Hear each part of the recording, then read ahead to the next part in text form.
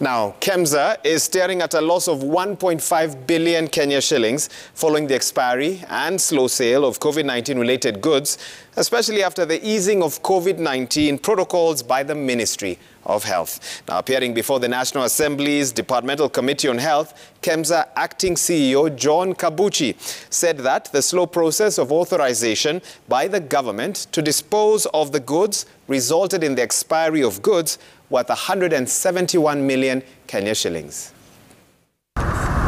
With new management, KEMSA is on the road to transitioning and restoring its image after the COVID-19 scandal. Reforms at the authority are underway, but there is a new elephant in the room. We are therefore projecting that we will be incurring a gross loss of about 2.6 billion, and the worst case scenario therefore would be a loss of 3.4 billion.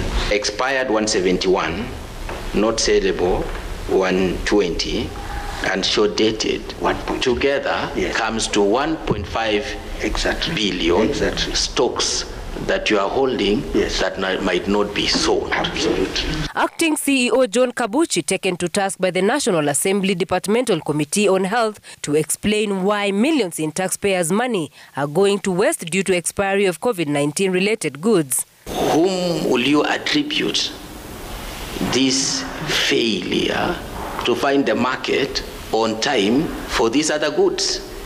Because honestly, expired stock and short-dated stocks, you've been having these stocks. We did seek an approval through cabinet to dispose of. Unfortunately, that took a little bit more time than we expected.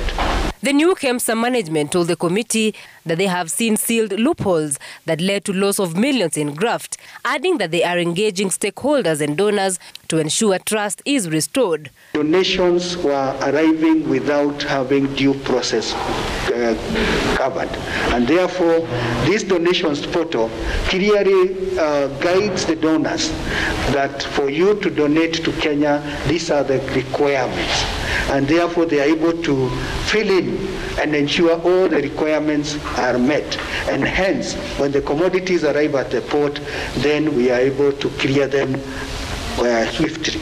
Whereas the establishment provides for 381 members of staff, KEMSA has 922.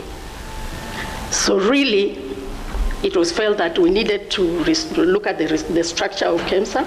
The committee took issue with the pace at which EACC and ODPP are investigating the scandal, saying people who are implicated should by now be behind bars.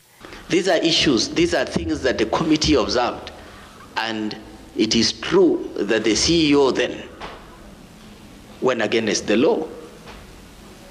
Of course, there was also the Director Criminal Investigation, EACC, undertake investigation on the suspended head of procurement. But why is it that EACC and Director Public Prosecutor has not taken action against these people? KEMSA management is now looking for financial support from the government and asking the National Treasury in control of budget to help them push counties to honor their debts with the Medical Supplies Authority. Thank you. Emily Chebet, Citizen TV.